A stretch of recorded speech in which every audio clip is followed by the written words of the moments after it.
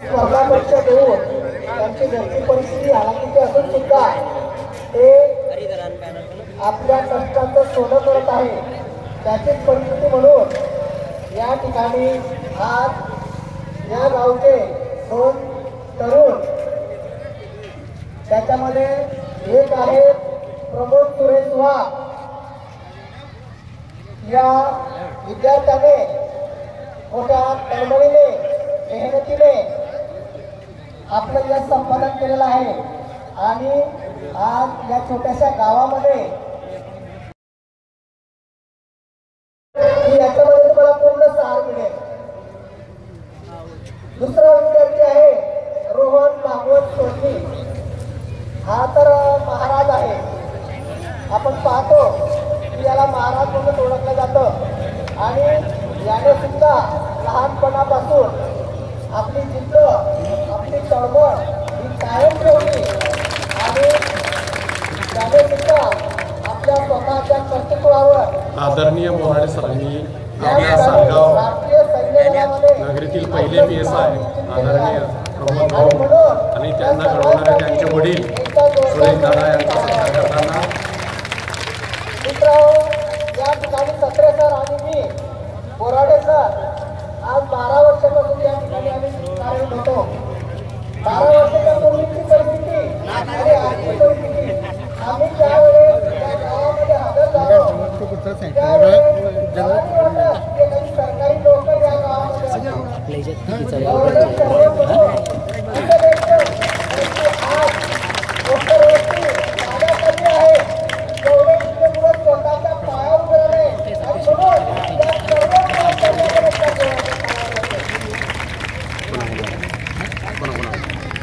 आम्हाला सुद्धा या गावात येण्यापूर्वी असं वाटत होतं की या गावामध्ये येऊन आपण पक्षपात केला का, परंतु जसं जसं आम्ही सारगावातील जी नोकरीला लागली मंडळी त्यामध्ये आदरणीय मोराळे दादा आणि आदरणीय सत्रे सरांचा सिंहाचा वाटा आहे. याच्यापूर्वी काय परिस्थिती ही आपल्या सर्वांना ज्ञात आहे, पण सर आल्यापासून गावामध्ये किती उजळ प्रत्येक मुलाला थांबदा दादा स्पेशल गेलं गावकऱ्यांनी प्रेरणा दिली आणि त्या प्रेरणेतून स्वतःच्या पायावरती हे विद्यार्थी तर उभे राहिले आहेत.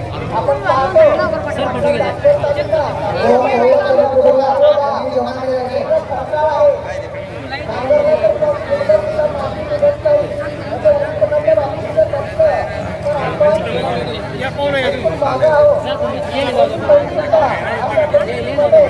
या मुलांनी जिद्द आणि चिकाटी आणि आपल्या आईवडिलांचे संस्कार हे पुरवले. प्रमोद भाऊच्या बाबतीत सांगेल, सुरेश भाऊ राष्ट्रीय व्यक्तिमत्व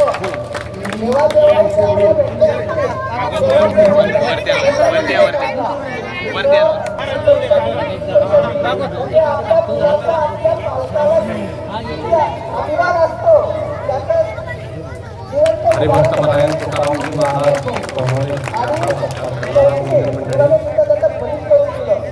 दुसरा मुलगा रोहन भागवत जाऊ द्या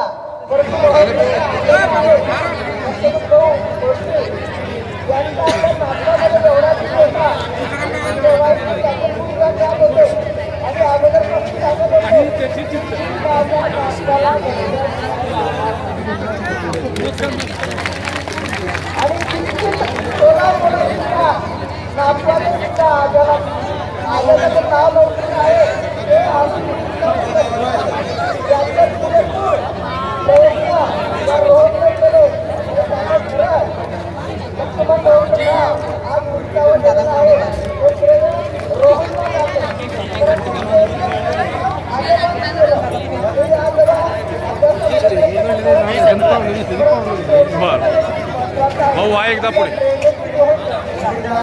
तर अशा या सत्कार मूर्तीचा सत्कार करण्यासाठी त्या पंचक्रोशीतील बरेचसे मित्रमंडळी, नातेवाईक, आप्तेष्ट सर्व इथं हजर आहेत. तर या ठिकाणी सत्रे सर आणि मी सुद्धा शाळेतून परस्पर आलेलो आहोत. आम्हाला फोन होता की सर या, आवर्जून आलो. तर सत्रे सरांना अशी विनंती करतो की त्यांनी रोहन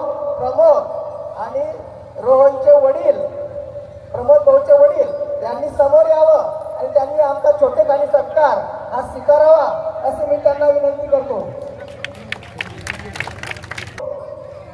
यांनी यायचं आहे.